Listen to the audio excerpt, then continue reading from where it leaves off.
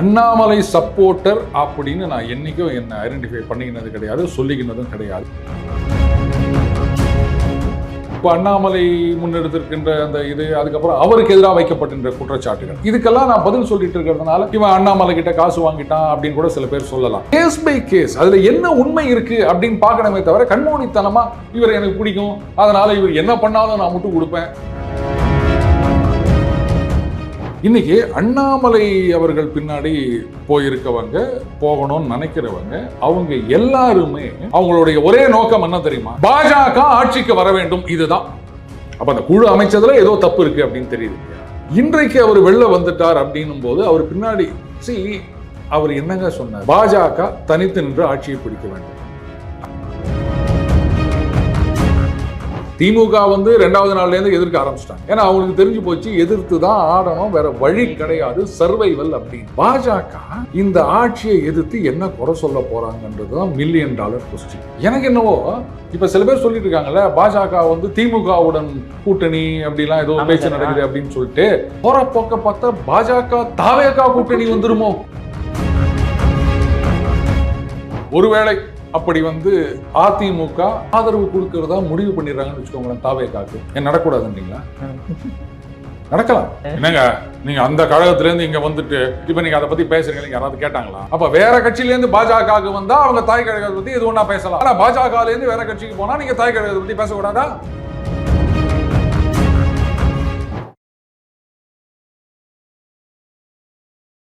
இளையபாரத நேயர்களுக்கு வணக்கம். இன்னைக்கு நம்ம நேர்களில் நம்ம சிறப்பு விருந்தினர் அரசியல் சாணக்கியர் நம்ம அருண் சார் அவர்கள் தான். சார் வணக்கம் சார்.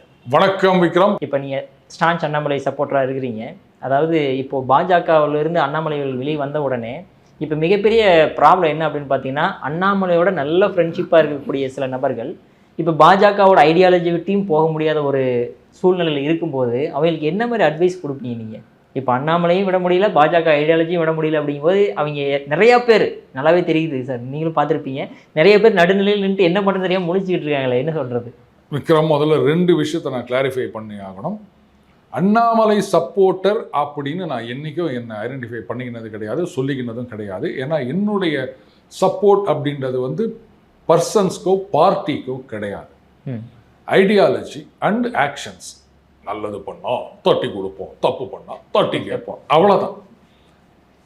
யார் நல்லது பண்ணாலும் நம்ம கேட்க போகிறோம், யார் தப்பு பண்ணுறாங்கன்னு நம்ம ஃபீல் பண்ணாலும் அதை நம்ம கேட்க போகிறோம். ஸோ இப்போ அண்ணாமலை முன்னெடுத்திருக்கின்ற அந்த இது, அதுக்கப்புறம் அவருக்கு எதிராக வைக்கப்பட்டிருக்கிற குற்றச்சாட்டுகள், இதுக்கெல்லாம் நான் பதில் சொல்லிட்டு இருக்கிறதுனால இவன் அண்ணாமலை கிட்ட காசு வாங்கிட்டான் அப்படின்னு கூட சில பேர் சொல்லலாம். இப்போ நான் அவங்கள ஒரே ஒரு கேள்வி கேட்குறேன். நம்மளே நிறைய தடவை பேசியிருக்கோம். செந்தில் பாலாஜி அவர்கள் வந்து ஏங்க அவர் தான் வாங்கின காசை திருப்பி கொடுத்துட்டாருங்க, அப்புறம் என்னங்க கேஸு அப்படின்னு அண்ணன் RS பாரதி அவர்களே பேசியிருக்காரு. இன்னி வரைக்கும் எனக்கு தெரிஞ்சு நான் ஒருத்தன் தான் கேட்டுக்கிறேன், அவர் எங்கேங்க அந்த மாதிரி சொன்னார்? எங்கேயாவது கோர்ட்டில் அந்த மாதிரி பேப்பர் இருந்தால் என்கிட்ட கொண்டு வந்து காமிங்க, நான் திருத்திக்கிறேன். எனக்கு தெரிஞ்ச வரைக்கும் அந்த கேஸ் டீட்டெயில்ஸ் அதை படித்த வரைக்கும் ஒரு இன்ஸ்டியூட் ஒன்று ரன் பண்ணியிருந்தாங்க.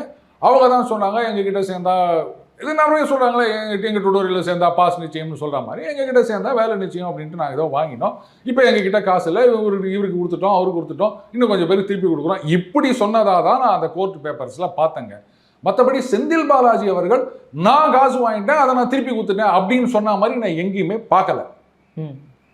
நான் தான் இதை திருப்பி திருப்பி கேட்டுனுக்கிறேன். இப்போ என்ன, நான் செந்தில் பாலாஜி கிட்ட காசு வாங்கிட்டேன் அவருக்கு சப்போர்ட்டாக பேசினுக்கிறேன்னு சொல்லுவீங்களா? அந்த மாதிரி தான் நீங்கள் ஒருத்தர் மேலே குற்றச்சாட்டு வைக்கிறீங்க அப்படின்னு சொன்னால், இப்போ செந்தில் பாலாஜி அவர்கள் வழக்கு இந்த கேஸ் தான் சுப்ரீம் கோர்ட்டுக்கு போகும்போது அந்த ஜட்ஜ்மெண்ட் எடுத்து படிச்சு பாருங்கள், யார் யாருக்காக விளையாடுறாங்கன்னே தெரியல அப்படின்னு கோர்ட்டில் சொல்லியிருந்தாங்க. அப்போ வந்து அந்த ஸ்பெஷல் இன்வெஸ்டிகேஷன் டீம் இல்லை வந்து கோர்ட் மாற்றினர் அப்படின்னு சொல்லும்போது, இல்லை இப்போவும் எங்களுக்கு நம்பிக்கை இருக்குது, அதனால் வந்து இவங்க விசாரணை பண்ணட்டும் அப்படின்ட்டு தான் ஏதோ டைம் லிமிட் கொடுத்து அமுச்சு வச்சாங்கன்னு வச்சுக்கோங்களேன் அந்த கேஸை. ஸோ கேஸ் பை கேஸ் அதில் என்ன உண்மை இருக்குது அப்படின்னு பார்க்கணுமே தவிர கண்மூடித்தனமாக இவரை எனக்கு பிடிக்கும் அதனால் இவர் என்ன பண்ணாலும் நான் முட்டு கொடுப்பேன், இவரை எனக்கு பிடிக்காது அதனால் அது சரியாக இருந்தால் கூட நான் தப்புன்னு தான் சொல்வேன், அது நமக்கு ஒத்து வராதுங்க. இன்ஃபேக்ட் இதை தான் கல்ட் பாலிடிக்ஸ்னு சொல்லுவாங்க. கரெக்ட் சார், புரியுதுங்களா? நமக்கு அதுக்கும் வேலையே கிடையாதுங்க. இப்போ செந்தில் பாலாஜி கேஸில் இந்த மாதிரி இருக்குது, இதுதான் எனக்கு தெரிஞ்ச உண்மைன்னு நான் சொல்கிறேன். அப்போ அதுக்காக நான் வந்து அவருடைய ஆதரவாளர்னு சொல்லிடுவீங்களா நீங்கள்? ஸோ அந்த மாதிரி தான். அடுத்தது அட்வைஸ்ன்னு சொல்கிற அளவுக்கு நான் ஒன்றும் பெரிய அப்பாட்டகர் கிடையாதுங்க. ஏன்னா நான் ஒரு CM, common man. Okay. So ஒரு விஷயம் நீங்கள் புரிஞ்சுக்கணும். இன்றைக்கி அண்ணாமலை அவர்கள் பின்னாடி போயிருக்கவங்க, போகணும்னு நினைக்கிறவங்க, அவங்க எல்லாருமே அவங்களுடைய ஒரே நோக்கம் என்ன தெரியுமா? பாஜக ஆட்சிக்கு வர வேண்டும். இதுதான் அந்த நோக்கம். பாஜகவில் இருந்தால் நிறைவேறாது அப்படின்றதுனால தான் இன்னைக்கு இங்கே வந்திருக்காங்க. 96 அதிமுக காங்கிரஸ் கூட்டணி தொடர்கின்றது அப்படின்னும் போது இங்கே ஒரு மிகப்பெரிய பிளவு நடந்தது. சப்ஜாடா காங்கிரஸ்லேருந்து அப்படியே தமாக அப்படின்னு எல்லாரும் வந்துட்டாங்க. ஆனால் ஒன்று கவனிக்கணும், அப்பவும் ராஜ்யசபாவில் காங்கிரஸ் எம்பியாக தான் இருந்தாங்க. மூப்பனார் அவர்களாகட்டும், இல்லை ஜெயந்தி நடராஜன் ஆகட்டும், அவங்கெல்லாம் காங்கிரஸில் ராஜ்யசபா எம்பியாவே கண்டினியூ ஆனாங்க. இங்கே தமாகான்னு கட்சி ஆரம்பித்து வந்து அமோகமாக ஜெயிச்சு காங்கிரஸ் ஒன்றும் இல்லாமல் போய் அதுக்கப்புறம் ரொம்ப நாள் கட்சி தான் ராஜினாமா பண்ணாங்க அப்படின்னு வச்சுக்காங்களேன். ஆனால் அன்றைக்கு கூட காங்கிரஸ்லேருந்து தமாக மீது போனவர்கள் மீது இவ்வளோ கண்ணாபின்னான்னு குற்றச்சாட்டு வச்சதா எனக்கு நினைவில்லைங்க. ஏன்னா அப்போ வந்து எனக்கு ஹார்ட்லி ஒரு 23-24 வயசு, அதுவும் ஒரு 30 வருஷம் ஆகிப்போச்சு இல்லை. பட் அப்போ சோஷியல் மீடியா கிடையாது, ஏதாவது பேசினா பேப்பரில் இல்லையா? ஸோ இந்த அளவுக்கு கடுமையான குற்றச்சாட்டுகள் வச்சதா நான் பார்க்கல. அஃப்கோர்ஸ் அப்போ நரசிம்மராவ் அவர்கள் அங்கே பதவியில் இருந்தார், அதுவும் ஒரு காரணமாக இருக்கலாம். இந்த பீட்டர் அல்ஃபோன்ஸு இவர்களை மாதிரி மூப்பனார் தலைமையில் இவங்கெல்லாம் தான் வெளில வந்தாங்க.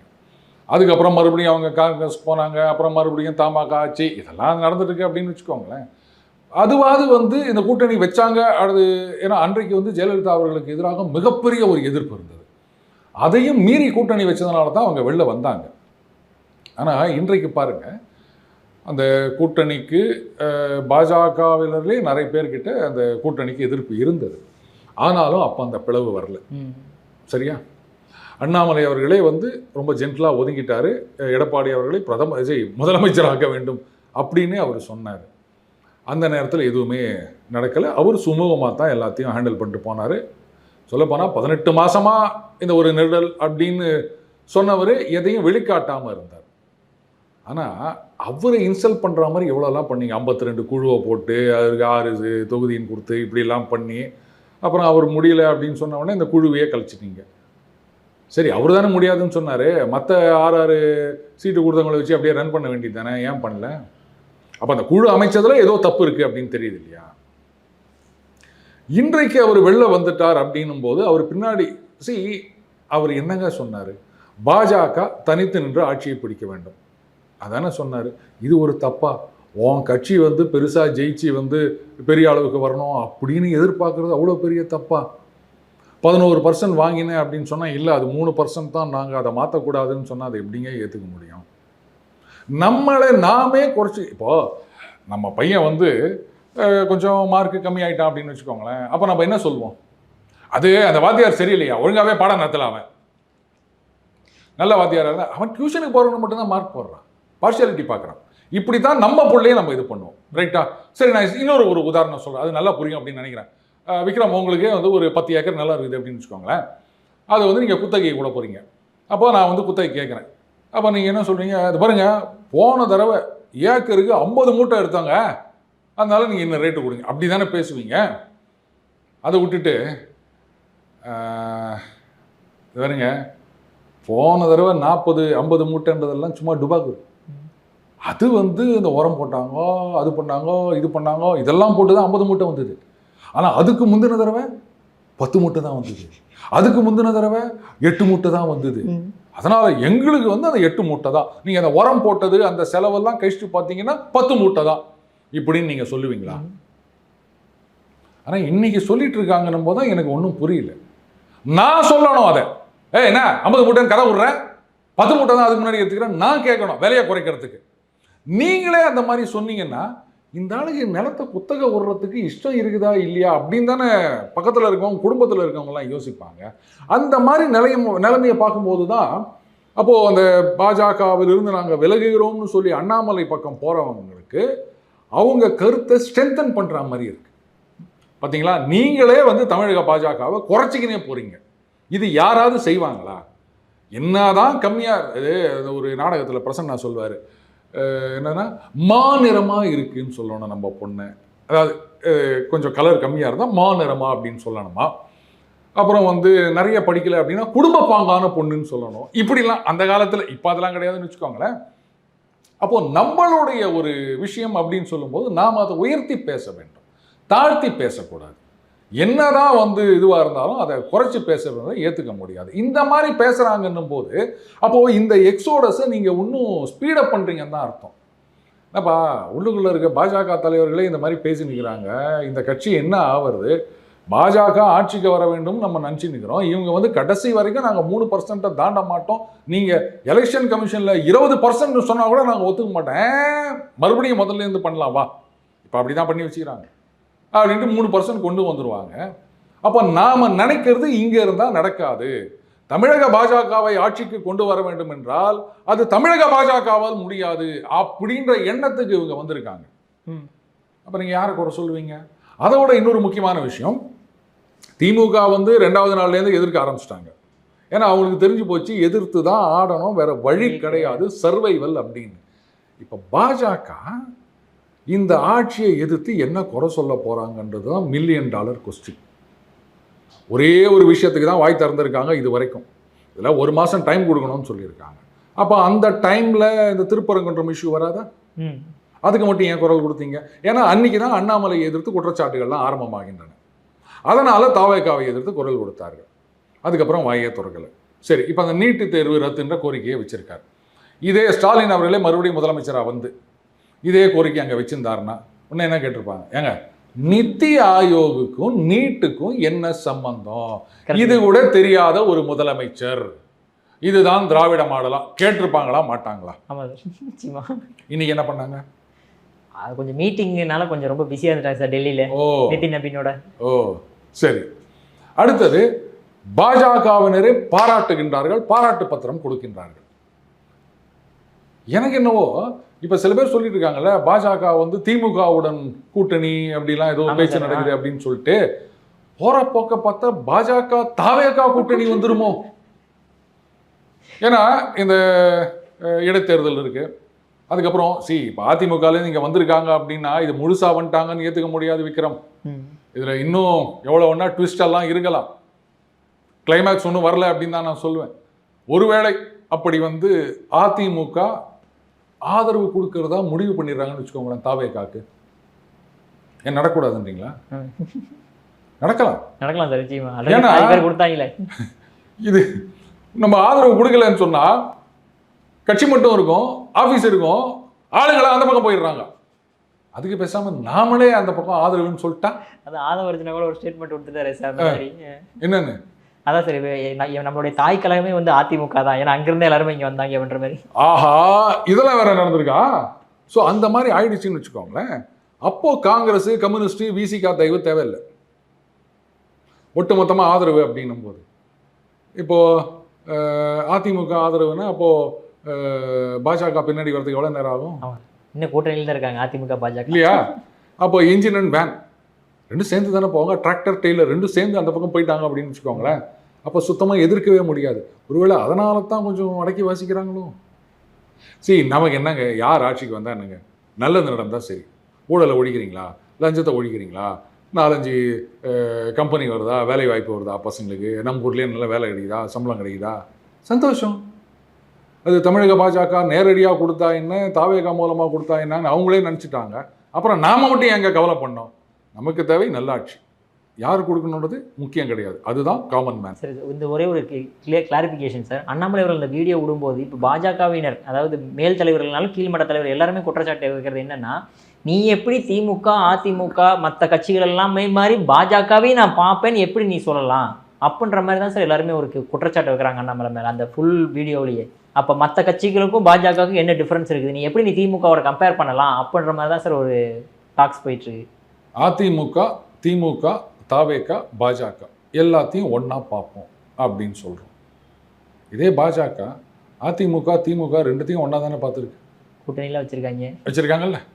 அப்போ அவங்களாண்ட போய் சொல்ல முடியுமா? சரி, பாஜகவுடன் சேர்ந்ததால் தான் எங்களுக்கு மைனாரிட்டி ஓட்டு வரவில்லை அப்படின்னு 21 தேர்தல் முடிஞ்ச உடனே சொன்னாங்க. அதையும் மீறி இப்போ மறுபடியும் கூட்டணி வச்சுக்கினாங்களா? இப்போ இதெல்லாம் வந்து எப்படி ஏற்றுக்க முடியும்? அண்ணாமலை அவர்கள் ஒரு தடவை சொன்னார், தோக்க போகிறவரை என்னத்துங்க போய் பார்க்கறதுன்னு எடப்பாடி அவர்கள் சொன்னார் அப்படின்னு. இதை விட ஒரு பெரிய இன்சல்ட் வேறு என்ன வேணும் உங்களுக்கு? அவங்களோடைய நீங்கள் கூட்டணி வச்சுக்கலையா? சரி, இப்போ இதெல்லாம் விட்டுருங்க. இது நான் வந்து டிட் ஃபார் டாட், இதுக்கு அந்த கேள்விக்கு இந்த கேள்வி அப்படின்லாம் நான் பதில் சொல்லலை. நாம் எப்போவுமே சொல்லுவோம், யாராக இருந்தாலும் நல்லது பண்ணால் தட்டி கொடுப்போம், தப்பு பண்ணால் தட்டி கேட்போம் அப்படின்னு. நீங்கள் பாஜகலேருந்து வந்தவங்க அப்படின்றதுக்காக பாஜக வந்து ஒரு தவறான முடிவை எடுக்கின்றார்கள் அப்படின்னு சொன்னால் பார்த்துட்டு சும்மா இருக்கணுமா? இந்த சிபிஎஸ்சி விவகாரத்தை இவங்க கையில் எடுத்துக்கிறாங்க. பாருங்கள், இவர் வந்து அன்றைக்கே வந்து எதிர்ப்பை காமிச்சு விட்டார் அப்படின்னு சொல்லிட்டு இந்த சர்க்குலரை இம்ப்ளிமெண்ட் பண்ணுறது ரொம்ப நல்லதா? அப்போ முதல்ல எதுக்கு 2029 சர்க்குலர் கொடுத்தீங்க? முதல்லேருந்தே நீங்கள் 9ஆவதுலேருந்து கம்பல்சரின்னு சொன்னால் ஓகே. முதல்ல ஆரம்பிக்கும் போது 29 தான் 9ஆவதுலேருந்து கம்பல்சரின்னு சொல்லிட்டு திடீர்னு ஸ்கூல் திறக்கிற நேரத்தில் நீங்கள் பாட்டுக்கு வந்து இந்த வருஷத்துலேருந்தே கம்பல்சரி. நான் புத்தகமே ரெடி ஆகலை. 6ஆவதுக்கே ஜூலை 1 தான் புத்தகம் வருமா? 9ஆவதுக்கு எங்கே புத்தகம் கேட்டால் 6ஆவது புத்தகம் வச்சு மேனேஜ் பண்ணுங்க, இல்லை மற்ற நான் ஃபிக்ஷன் அதை வச்சு மேனேஜ் பண்ணுங்க. புத்தகமே இல்லாதப்ப எதுக்கு நீங்கள் இந்த கம்பல்சரின்னு கொண்டு வந்து பசங்களை வந்து நீங்கள் டார்ச்சர் பண்ணுறீங்க? இதை கேட்டதில் என்ன தப்பு? அப்போது நீங்கள் வந்து சரி, தாய் கழகத்தை வந்து நீங்கள் எதுவும் கேள்வி கேட்கக்கூடாதுன்னு சொல்கிறீங்க. இது வரைக்கும் எத்தனையோ அரசியல்வாதிகள் வந்து மற்ற கட்சிகளிலிருந்து இந்த பக்கம் பாஜகவுக்கு வந்திருக்காங்க. காங்கிரஸில் இருந்து பாஜகவுக்கு வந்தவர்கள் எத்தனை பேர் நமக்கு தெரியும். நம்ம ஜோதிராதித்ய சிந்தியா, அதுக்கப்புறம் கௌதம் பாட்டியா. வெஸ்ட் பெங்கால் சிஎம்ஏ வந்து டிஎம்சியில் வந்தவர் சார். Very good point. அவர் டிஎம்சியை பற்றி எதுவும் பேசாமல் இருக்காரா? தோக்கடிச்சதே மம்தா பானர்ஜியை. என்னங்க நீங்கள் அந்த கழகத்துலேருந்து இங்கே வந்துட்டு இப்போ நீங்கள் அதை பற்றி பேசுகிறீங்க, யாராவது கேட்டாங்களா? அப்போ வேற கட்சியிலேருந்து பாஜகவுக்கு வந்தால் அவங்க தாய் கழகத்தை பற்றி எது ஒன்றா பேசலாம். ஆனால் பாஜகலேருந்து வேற கட்சிக்கு போனால் நீங்கள் தாய் கழகத்தை பற்றி பேசக்கூடாதா? சரி, நீங்கள் சொல்கிறீங்களே அவர் எல்லாத்தையும் ஒன்றா பார்ப்பாருன்னா, அப்போ நாங்களும் வந்து தாவேகாவை பார்க்குற மாதிரி திமுகவை பார்க்குற மாதிரி தான் நாங்கள் அண்ணாமலையை பார்ப்போம் அப்படின்னா, திமுகவை நீங்கள் எப்படி பார்க்குறீங்க அப்படின்றது தான் எல்லாரும் பார்த்து நிற்கிறாங்களே. அவனே ஒன்று கேட்குறேன், செந்தில் பாலாஜி அவர்கள் மீதான அந்த வழக்கு விசாரணைக்கு அனுமதி கொடுக்கவில்லை அப்படின்னு 2 தடவை கடிதம் எழுதினாங்க. இப்போ வந்து பர்மிஷன் கொடுத்துட்டாங்க அப்படின்னு சொல்லியிருக்காங்க. கவர்னரே பர்மிஷன் கொடுக்கலன்னு போது சுப்ரீம் கோர்ட்டுக்கு போயிட்டு கவர்னருக்கு டைம் லிமிட் ஃபிக்ஸ் பண்ணாங்க திமுக. ஆமா சார். அப்படி இருக்கச்ச ஒரு முன்னாள் அமைச்சருக்கு எதிராக விசாரணைக்கு பர்மிஷன் கொடுக்கல அப்படின்னா நீங்க என்ன பண்ணிருக்கணும்? அப்ப நீங்க திமுகவை பார்க்குற மாதிரி பார்க்கணும்னு நினைக்கிறீங்களா? இப்படி கேட்டா நீங்க என்ன பதில் சொல்லுவீங்க? அதனால அவர் தனியா ஒரு கட்சி ஆரம்பிக்கிறார் அப்படின்னா, ஐயோ பாஜக நான் எது சொன்னாலும் எதுவும் கேட்க மாட்டேன் அப்படின்னா, அப்ப கட்சியை ஆரம்பிக்க வேண்டாம், நீங்க அங்கேயே இருந்திருக்கலாம். பாஜக எது சொன்னாலும் நான் வாயை மூடிட்டு இருந்திருப்பேன் அப்படின்னு சொன்னா அவர் வெளில வர வேண்டிய அவசியமே கிடையாது. அவர் என்ன சொல்றாரு? பாஜகவை தனியாக ஆட்சிக்கு கொண்டு வர வேண்டும்னு சொல்றாரு. அதை உங்களால ஏத்துக்க முடியலன்னா அப்புறம் நான் என்ன பண்ண முடியும் விக்ரம்? அதனால அவர் இந்த மாதிரி சொன்னதுல எந்த விதமான தப்பும் கிடையாது. சரி, நான் கேட்குறேன், கட்சிக்குள்ளேயே இருந்துக்கின்னு எதிர்கட்சி உங்களை பாசிசம்னு சொன்ன கட்சி உங்களை எதிர்த்து போட்டி போடுகின்றார்கள். ஆனால் விஜய் அவர்களை பற்றி நான் எதுவும் பேச மாட்டேன். இதை எந்த நியாயத்தில் கொண்டு போய் சேர்ப்பீங்க? நீங்கள் கட்சின்னு வந்தாச்சு, போட்டி போடுறீங்க. இத்தனைக்கும் அது உங்கள் தாய் கழகம் கூட கிடையாது, தாவேகா. ஏன் சொன்னீங்க நான் வந்து பேச மாட்டேன்னு சொல்லிட்டு? இதை யாராவது கேள்வி கேட்டாங்களா? அடுத்தது, ஆட்சி அமைப்பதற்கு அழைப்பு விடுக்கவில்லை, அது மாதிரி குழப்பம் போயிட்டு இருக்கு. இல்லை நீங்கள் 118 லிஸ்ட் எடுத்துட்டு வாங்கன்றாங்க. அதுக்குள்ளே சில பேர் அது தேவையில்லை, அந்த மாதிரிலாம் கவர்னர் கேட்கக்கூடாதுன்றாங்க. நிறைய இது போயிட்டு இருக்கு. அவர் மக்களால் தேர்ந்தெடுக்கப்பட்ட சிஎம், அவர் ஆட்சி அமைக்க விட வேண்டும் அப்படின்னு ட்வீட் போட்டவங்க தானே. அது உங்கள் கட்சி கருத்தா? நீங்கள் இந்த மாதிரி ஊருக்கு முந்தி இந்த மாதிரி போடுறீங்க. அப்போ இதெல்லாம் கேட்க மாட்டீங்களா? அப்போ கட்சிக்குள்ளேயே இருந்துட்டு எதிர்கட்சியை, உங்களை பாசிசம்னு சொன்ன கட்சியை நீங்கள் வந்து பாசமாக பார்க்கலாம். ஆனால் கட்சியை விட்டு வெளில போனவர் நான் எல்லாரையும் சரிசமமாக பார்ப்பேன்னு சொன்னால் அது தப்பா? இதுக்கு மேலே நான் ஏதாவது விளக்கம் கொடுக்கணுமா விக்ரம்? இல்லை சார். Okay sir. சரி, கொஞ்சம் நீண்ட பதிவாக இருந்தாலும் ஒரே ஒரு சின்ன பர்சனல் கொஸ்டின் சார். ஏன்னா நீங்கள் சினிமா துறையை ரொம்ப விரும்புறதுனால என் ஃப்ரெண்டு கேட்க சொன்னார் இந்த கேள்வியை. பாரதி ராஜா அவர்கள், ஓகேங்களா, இயக்குனர், சூப்பரான ஒரு அற்புதமான இயக்குனர். இப்போ திடீர்னு இயற்கை எழுதினார். ஸோ நீங்கள் சின்ன வயசாக இருக்கும்போது கமல்ஹாசனை வச்சு சிகப்பு ரோஜாக்கள் ஆகட்டும், 16 வயதில் ஆகட்டும், இந்த மாதிரி பசங்களை நிறைய படங்கள் ஹிட் கொடுத்தவர். உங்களுக்கு ரொம்ப பிடிச்ச விஷயம் எது சார் அதில், பாரதி ராஜாவில்? அதாவது பாரதி ராஜா அவர்கள் வந்து இந்த 16 வயது நிலை எப்படிலாம் மேலே வந்த காலத்தில் நான் தம்ம தூண்டு பையங்க. குட்டி பையன். அந்த 16 வயது நிலை எங்கள் ஊரில் டென்ட் கோட்டையில் வந்ததுங்க. எங்கள் அப்பா சினிமாக்கே கூட்டு போக மாட்டார். அந்த படத்துக்கு என்னை கூட்டு போனதுக்கு ஒரே ஒரு காரணம் என்னென்னா, அவங்க வீட்டில் ஒரு நாய்க்குட்டி இருந்ததுங்க. அது வந்து தொலைஞ்சு போயிடுச்சு. நான் ரொம்ப சோகத்தில் இருந்தேன். அதனால் என்ன பண்ணார் எங்கள் அப்பா, அப்போல்லாம் அந்த டிவிலாம் ஒரு படம்லாம் கிடையாது, கேள்விப்பட்டதே கிடையாது டிவிலாம். அப்போ எங்கள் அப்பா என்ன பண்ணார், சரி வா அப்படின்னு சொல்லிட்டு என்னை சினிமா கூப்பிட்டு போனார். அதுதான் 16 வயது நிலை. அது ஒன்றும் படம் எனக்கு புரியல அப்படின்னு வச்சுக்கோங்களேன். அதுக்கப்புறம் சில வருடங்கள் கழித்து மெட்ராஸில் இந்த தேவி காம்ப்ளெக்ஸ் இருக்கு இல்லையா, அதில் வந்து எங்கள் அப்பாவுடைய அலுவலக நண்பர் ஒருத்தர், அவர் வந்து வா போகலாம் அப்படின்னு சொல்லிட்டு கூப்பிட்டு போனார். ஏசி தேட்டர் வேறு. அந்த படத்தில் கொலையெல்லாம் வருமா, அதை பார்த்தோன்னே எனக்கு ஜுரம் வந்துச்சு. இன்டர்வல்லையே வெளில கூப்பிட்டு வந்துட்டாங்க. அதுக்கப்புறமா நான் பார்த்த படங்கள் அப்படின்னா இந்த வேதம் புதிது, முதல் மரியாதை, இதெல்லாம் எப்போவுமே நம்ம தமிழ் மரபு அப்படின்னா ஒருத்தர் காலம் சென்று விட்டார் அப்படின்னா அவரை பற்றின நல்ல விஷயங்களை பற்றி தான் பேசணும். ஆனால் இன்றைக்கி சில பேர் வந்து அது அப்படி இப்படி இதெல்லாம் பாருங்க, ஒவ்வொருத்தரும் ஒவ்வொரு படம் எடுக்கிறாருன்னா ஒவ்வொரு கருத்தின் அடிப்படையில் அவங்க எடுப்பாங்க. அதை அப்போ நீங்கள் சொல்லியிருக்கணும். அதோட முடிஞ்சு போன விஷயம். இப்போ காலம் போன காலத்தில் வந்து அவர் அப்படி ஜாதி வன்மம் பிடித்தவர் அப்படின்னு சொல்கிறதெல்லாம் என்னால் ஏற்றுக்க முடியாது. பட் பாரதி ராஜா அவர்களுடைய ஒரு பெரிய விஷயமா பார்க்குற விஷயம் என்னன்னா, அது எல்லாரும் அதை ஒத்துக்கிற விஷயம். வெறும் செட்டுக்குள்ளேயே வச்சு படம் எடுத்தது, வீட்டுக்குள்ளேயே வச்சு படம் எடுத்தது அப்படின்றத உடைச்சி அந்த கிராமங்கள், முக்கியமாக அந்த கல்லுக்குள் ஈரம் படம் முழுசாக பார்த்ததில்லை. ஸோ அந்த கிராமங்களை வந்து ரொம்ப அழகாக நமக்கு காண்பித்தவர். ஏன்னா சில பேர் பார்த்தீங்கன்னா இந்த கிராமங்கள் அப்படின்னா வந்து இந்த வறுமை இப்படியே காமிச்சு நம்மளை இது பண்ணுவாங்க. அந்த கிராமங்களை நம்ம கண்ணு முன்னாடி என்ன கேமராமேன் கண்ணன் அப்படின்வார் அவர். ஸோ அதை நம்ம கிராமங்கள் இவ்வளவு அழகாக இருக்குது. வழக்கமாக நம்மலாம் பார்த்து ஐயோ கேரளாவில் ஊரெல்லாம் இவ்வளோ அழகாகுதுன்னு சொல்லுவாங்க. நீங்கள் பாரதி ராஜா படத்தை பாருங்கள், நம்ம ஊர் எவ்வளோ அழகாக இருக்குது அப்படின்னு அவர் காமிச்சிருப்பார். அவர் படத்திலேயே வந்து எனக்கு நெஞ்சை தொட்ட ஒரு படம், நெஞ்சை விட்டு அகலாத ஒரு படம் அப்படின்னா கருத்தம்மா. கருத்தம்மா உண்மையாலுமே சார் இந்த படத்தை பார்த்துட்டு ரொம்ப ஃபீல் பண்ணேன் நான். கண்ணீர் வராத ஆட்களே இருக்க முடியும். ஆமாம், எவ்வளவு அருமை. அதுலேயும் அந்த பெரியார் தாசன் நடிச்சிருப்பார் அந்த ரோலு. அவர் வந்து ஒரு ப்ரொஃபஸர்மா, அனாயசமாக தூக்கி போட்டு போயிருப்பார் அவர். அதான் சொல்லுவாங்க கல்லை கூட அவர் நடிக்க வைப்பார் அப்படின்னு. அற்புதமான ஒரு படம். அந்த படம் கமர்ஷியலாக போகுமான்னா அது சந்தேகம்தான். ஆனாலும் அப்படி ஒரு படத்தை எடுத்தார்ல அவர். அது வந்து வெறும் பிரச்சார நெடியா இல்லாமல் அந்த அந்த குழந்தை பறக்கும் பொட்டையா அந்த ஒரு பொட்டைக்குட்டியா அப்படின்னு சொல்லிட்டு அந்த ஒரு கிழவியை ஊற்றி இது பண்ணிடு அப்படின்னு சொல்லுவார்.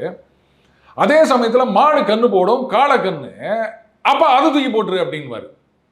ஏன்னா மாடு அது கண்ணுக்குட்டி, அது பசுவாக இருந்தால் தான் அவங்களுக்கு பிரோஜனம். காளை கண்ணை வச்சுட்டு என்ன பண்ண முடியும்? ஸோ எவ்வளோ ஒரு வித்தியாசம் இருக்குது பார்த்தீங்களா? மனுஷர்களில் வந்து பெண் குழந்தைகள்லாம் தேவையில்லை, மாடுல வந்து அந்த காளைன்னா தேவையில்லை அப்படின்றது ஜஸ்ட் லைக் தட் அவர் காமிச்சிருப்பார். அந்த அந்த ஒரு படத்துக்காகவே அந்த மனுஷனுக்கு சல்யூட் அடிக்கணுங்க. இதுக்கு மேலே வேறு என்ன வேணும் சொல்லுங்கள்? அவ்வளோ ஒரு அற்புதமான படம்.